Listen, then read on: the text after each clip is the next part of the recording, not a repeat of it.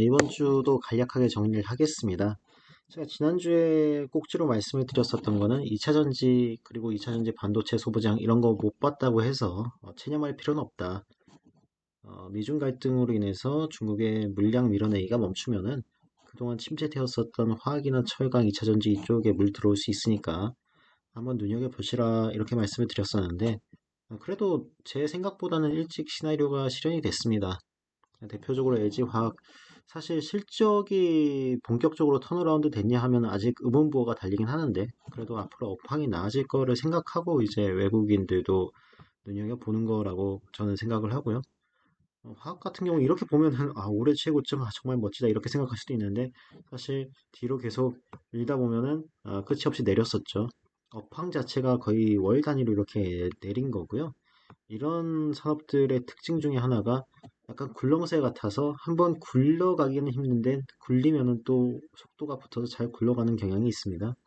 그래서 이거 다 놓쳤네라고 생각하고 그대로 이제 덮어두시기보다는 차트가 어디서 버텨줄까 혹은 전고점은 어딜까 이런 거 보는 전략이 유효하다고 생각합니다. 항상 내가 손 놓고 있으면 아무것도 일어나지 않는 게 투자이기 때문에 간 종목들만 이렇게 좀 고개 쳐다보지 마시고, 그러면 내리면 어디까지 내렸을 때 다시 봐야 될까? 오르면 어디가 천장일까?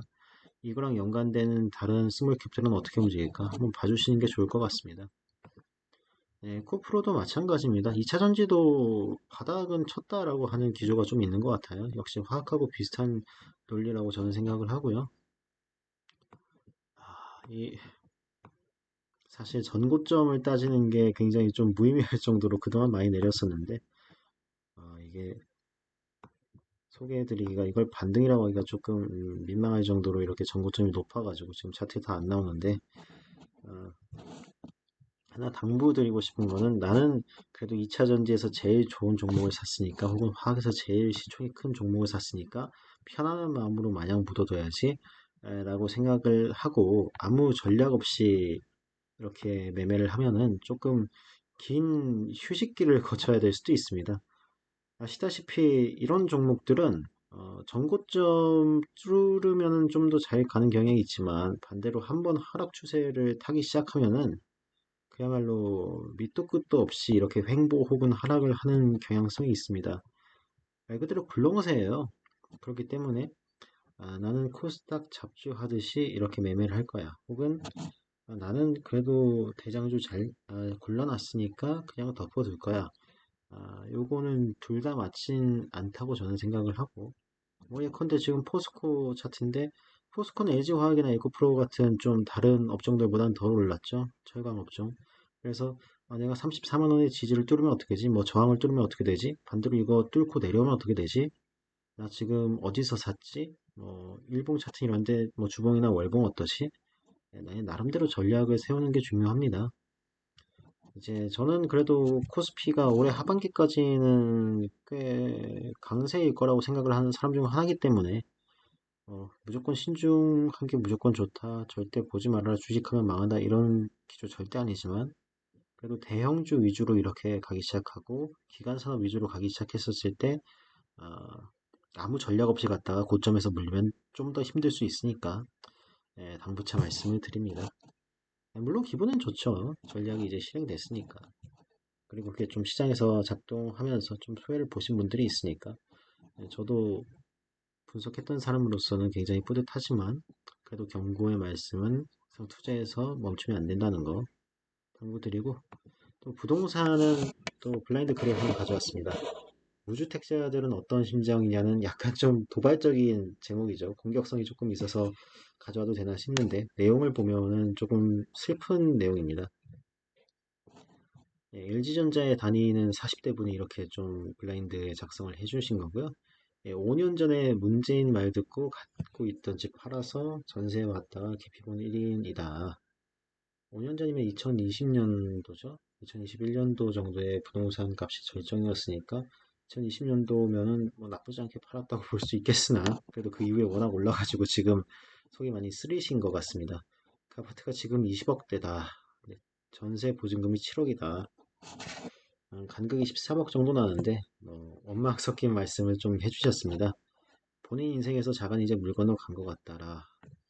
근데 20억 지금 간 아파트가 뭐 못해도 한 10억 중반대 파지 않았을까 싶고 또 보증금 저게 다 뭐 대출인지 뭐 현금인지 모르겠습니다만 서울 자가는 그래도 마련할 수 있는 형편 아니실까 조심스럽게 생각을 해봅니다. 다만 이제 부동산을 사고 파는 것 자체가 굉장히 인생에서 큰 이벤트이기 때문에 보통은 그런 것들에서 오는 충격이 주식 한번 손절하고 뭐 이익 보고 이것보다 훨씬 크겠죠. 여러 가지로 감안할 내용이 있습니다. 20억 원대 서울 아파트면은 그래도 서울 외곽은 당연히 아닐 것이고 뭐 강남 서초 이쪽은 아니지만 그래도 소위 말하는 한강벨트 혹은 뭐 동작 뭐 요 정도 해서 굉장히 조금 지역을 나름대로 대표해주는 아파트일 가능성이 높습니다. 그렇기 때문에 조금 더 속이 쓰릴 수도 있겠죠. 음. 13억 정말 큰 돈입니다. 물론 그 사이에 뭐 현금 실현해가지고 코스피에 넣었으면 얼마 벌었을지도 모르고 비트코인 했을지도 모르고 반대로 사업 뭐 부업하다 말아먹었을지도 모르는 다양한 변수가 있지만 그냥 20억하고 7억이란 간극으로만 보면 13억이죠. 그렇죠. LG전자가 굉장히 좋은 직장이고 거기에 40대 관리자가 일하고 있으면은 굉장히 고소득자임에도 불구하고 정년퇴직까지 일해도 이 간극을 채우는 게 현실적으로 어렵죠. 직장인 월급으로. 아, 나름 좋은 스펙에 열심히 살았다고 자부하는데 정치인들의 논란은 본인이 너무 한심하고 개탄스럽다. 다른 무주택자들은 무슨 마음으로 살고 있냐? 본인 40대다. 사실 이건 좀 쓸쓸한 얘기입니다. 이제 내가 40대가 되는 동안, 이제 30대 후반에서 40대 뭐 초중반 지나는 동안 직급은 올랐을 거고 업무 경력은 굉장히 향상이 됐을 겁니다. 이 조직 내에서, 회사 내에서도 인정을 받았을 거고요. 그렇게 올라간 나의 근로소득의 간극보다 내가 집을 한번 잘못 팔고 그래서 지금 전세를 하고 있는 이 자본 자산, 자본 소득의 격차가 메울 수 없이 커졌다. 라고 하는 게 포인트죠. 문재인 정부 시기에 뭐 평가는 갈릴 수 있겠습니다만 정치적인 거 빼고 부동산으로 보면 부동산 폭등이 있었지 않습니까? 벼락거지 양산되고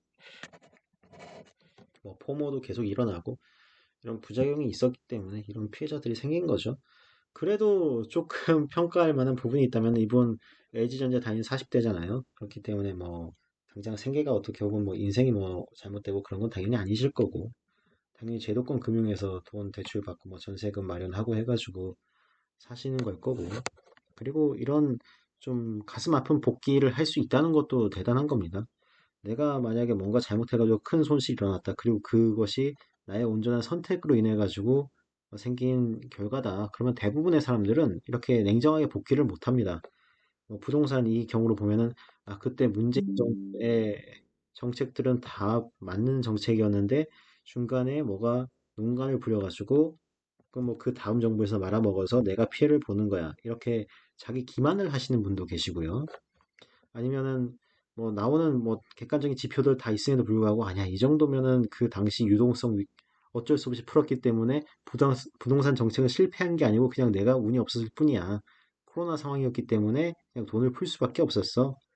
나는 그냥 시대의 피해자인 거야. 이렇게 조금 기만 섞인 말을 하는 경우도 있고요. 현실을 안 보고. 왜 기만이냐면은 그 당시에 그러면은 뭐 집 사신 분들은 어차피 유동성 올라온 거 다 알았으면 집 사신 분들은 돈 벌었지 않습니까? 뭐 그거는 이제 나 스스로를 위로하기 위해 가지고 약간 현실에 눈 돌리는 거고 혹은 이럴 수도 있겠죠. 나는 비록 이렇게 문재인 정부 때 포모 오고 잘못된 투자하고 했음에도 불구하고 어쨌든 그 방향성은 맞고 이번 이재명 정부에서 비슷한 정책의 이 그림자들이 어른거리고 고위 공직자들은 똘똘한 한 채 혹은 다주택자 그것도 아니면 갭 투자하고 있음에도 불구하고 이번 정부가 집값을 잡아줄 거야. 그래서 나는 결국에는 이 잘못된 선택으로 인한 것들이 보상받을 거야. 라고 하는 약간 대책 없는 희망 회로를 굴리기도 합니다. 아니면은, 역시 사람들이 나빠. 나처럼 집을 팔고, 서울에 집 팔고, 경기도나 다른 곳으로 가도록 이제 정부 시책에 협조를 해야지. 나는 정말 좋은 사람이라서, 정부에 협조한 것 때문에 지금 피해를 보고 있어. 나는 도덕적으로 우월한 어떤 피해자고 지금 부동산 투자했던 사람들은 도덕적으로 타락한 가해자야. 뭐 이런 식으로 도덕 재판을 머릿속으로 하시는 분도 계신데 그런 것들은 맞지 않고요. 그런 걸로 해서는 이제 문제가 해결되는 게 아니니까 그냥 있는 현실을 봐야 되는 그리고 좀 그 현실을 보는 이 관점에 따라서 선택을 하고 그 선택의 결과로 굉장히 무거운 책임을 져야 되는 그런 좀 스트레스 상황이 계속 오지 않을까 생각을 합니다. 좋은 건 아니죠. 사실은 부동산 가격 안정되고 내가 좋은 직장 들어가서 열심히 살았을 때 그 연봉이라든지 저축이라든지 이런 걸로 집값을 충분히 따라잡을 수 있는 게 좋은 건데 지금 정책으로만 보면 그럴 가능성이 좀 멀어지고 있다는 게 가슴 아픈 대목입니다. 그럴수록 우리 좀 더 많이 공부를 해야겠죠. 예, 들어주셔서 감사합니다. 예, 자본 노동자였습니다.